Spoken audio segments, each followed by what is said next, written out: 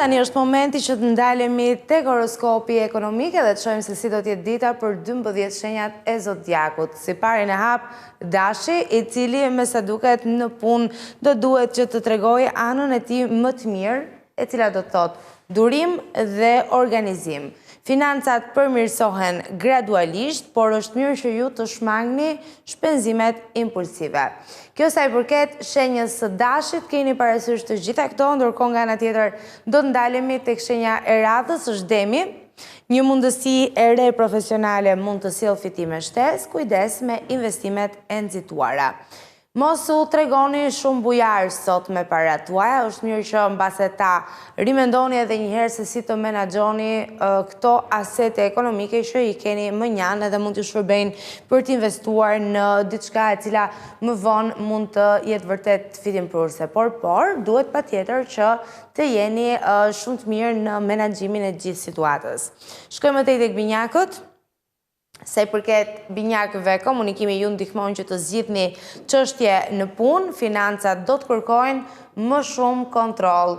Janë ditët e fundit të muajit, kështu që normalisht financat e kemi për detyrim që t'i trajtojmë me më shumë kujdes dhe të fillojmë t'i menaxhojmë më mirë për vetë faktin që e dim çfarë ndodh me parat në këtë fazë të muajit. Kjo sa i përket shenjës së binjakëve, ndërkohë që ndajemi më tej tek gaforja.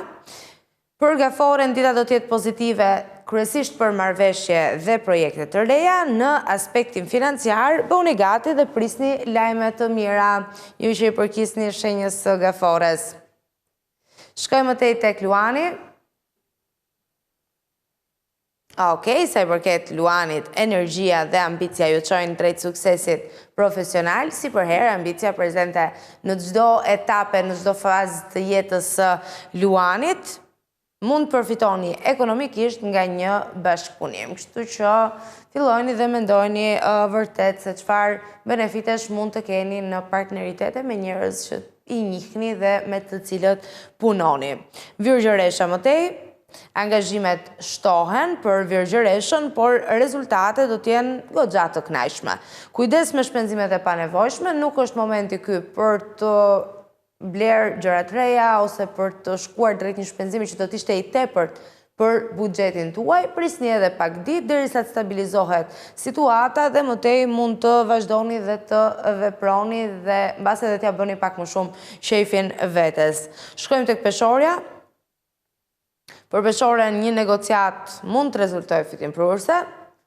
Në punë kërkohet më shumë vendosmëri. Mbase për të arritur këtë negociatën duhet jeni më të vendosur edhe të mos tërhiqeni nga e juaja përtej faktit që doni ta mbani mirë me të gjithë dhe nuk doni t'i prishni qefin askujt. Sot nuk është dita për qenë një peshore tipike, sot është dita për qenë një peshore këmbgulse dhe që plotson ambicet e saja mbi të tjerët. Shkojmë tek Akrepi. Projektet e reja do t'jenë goxha të favorizuara për ju që i përkisni shenjës së Akrepit. Ka një lajm të mirë për financat, të cilat do të vinë duke u stabilizuar ditën e sotme pas një periudhe pasigurie. Shkojmë tek Shigjetari. Mund të merrni një ofertë goxha interesante pune ju që i përkisni shenjës së Shigjetarit, prej kohësh jeni duke kërkuar, u bën vite tashmë. Vetëm kujdes me menaxhimin e buxhetit, se mund t'ju ofrohet një mundësi shumë e mirë të gjeni veten në kolaps të financave për të menaxhuar që të shkoni sa më pranë kësaj arritjeje.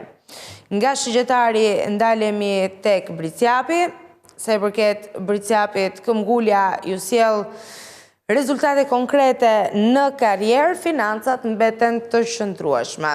Shkojmë tek Ujori, kreativiteti ju ndihmon që të dalloheni në punë mes të tjerësh. Shmangni rreziqet financiare, nuk është kjo koha për të qenë as bujar me veten, as bujar me të tjerët. Dhe në përfundim Peshqit. Për Peshqit si gjithmonë është intuita ajo e cila do t'i orientojë dhe do t'i ndihmojë në vendime profesionale, një pagesë ose një fitim i cili mund të ketë vonuar pa kohë, do të vi së shpejti. Lajmi i mirë është ky patjetër, përsa kohë janë sërish para tuaja, por do t'i merrni, ky është një lajm i cili vlen patjetër të përmendet.